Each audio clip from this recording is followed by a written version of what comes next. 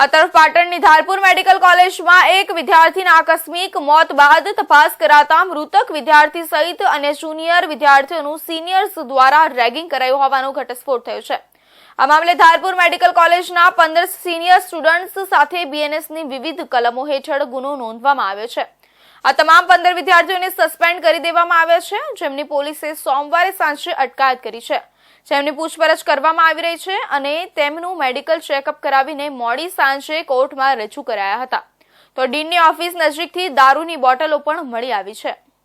પાટણની ધારપુર મેડિકલ કોલેજમાં 16મી નવેમ્બરે રાત્રે રેગિંગની ઘટના બની હતી, જેમાં એમબીબીએસ ફર્સ્ટ યરનો સ્ટુડન્ટ અનિલ મેથાણિયા અચાનક બેભાન થયો અને તેનું મોત થયું હતું। વિદ્યાર્થીના આકસ્મિક મોત બાદ તપાસ કરાતા મૃતક વિદ્યાર્થી સહિત અન્ય જુનિયર વિદ્યાર્થીઓનું સિનિયર્સ દ્વારા રેગિંગ કરાયું હોવાનો ઘટસ્ફોટ થયો હતો। આ મામલે ધારપુર મેડિકલ કોલેજના 15 સિનિયર સ્ટુડન્ટ સામે બીએનએસની વિવિધ કલમો હેઠળ ગુનો નોંધવામાં આવ્યો છે।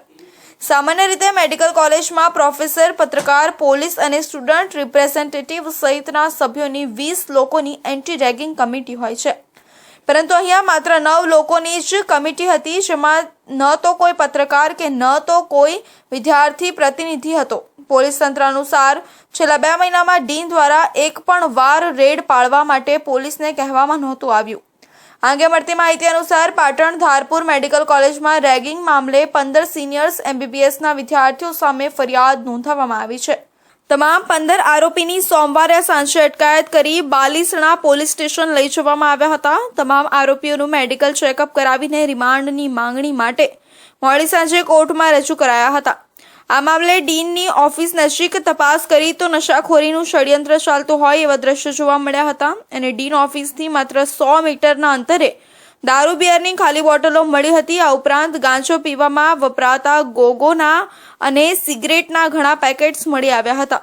આ તમામ વસ્તુઓ દર્શાવે છે કે અહીં ગુનાખોરી સાથે નશાખોરીનું પણ ષડયંત્ર ચાલતું હતું। આ ઉપરાંત કેમ્પસમાં દારૂ અને બિયરની બોટલ મળવા અંગે ડીન પોલીસને જાણ કરીને સંતોષ માની રહ્યા છે। બીજી તરફ પોલીસ તંત્ર હોસ્પિટલ અને હોસ્ટેલના ગાર્ડ સહિત કોલેજના મેનેજમેન્ટ પર સવાલ ઉઠાવી રહ્યું છે। પાટણ ઊંઝા રોડ પર આવેલી ધારપુર મેડિકલ કોલેજમાં એક વિદ્યાર્થી અચાનક બેભાન થયા બાદ મૃત્યુ પામ્યો હતો। આ ઘટનાની જાણ થતાં જ પોલીસ કોલેજમાં દોડી આવી હતી। યુવકના મૃતદેહને પીએમ અર્થે ખસેડાયો હતો। કોલેજના સિનિયર વિદ્યાર્થીઓ દ્વારા રેગિંગ કરાતા યુવકનું મોત નીપજ્યું હોવાની વિગતો સામે આવી હતી।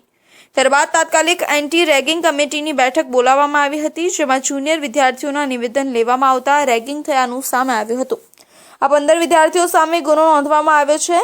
એમાં પહેલું નામ અવધેશ પટેલ, બીજું હિરેન પ્રજાપતિ અને તુષાર ગોહલેકર તથા પ્રકાશ દેસાઈ, જયમીન ચૌધરી અને પ્રવીણ ચૌધરી, વિવેક રબારી, ઋત્વિક લીંબાડિયા, મેહુલ ઢેઢાતર, સુરજલ બદલદાણિયા, હરેશ ચાવડા, વૈભવ કુમાર રાવલ અને પરાગ કલસરિયા અને ઉત્પલ વસાવા તથા વિશાલ ચૌધરી આ 15 સિનિયર સ્ટુડન્ટમાંથી મોટાભાગના સ્ટુડન્ટના પિતા પણ તબીબ હોવાનું સામે આવ્યું છે। જે 15 સિનિયર સ્ટુડન્ટ સામે ગુનો નોંધવામાં આવ્યો છે તે તમામ પુખ્ત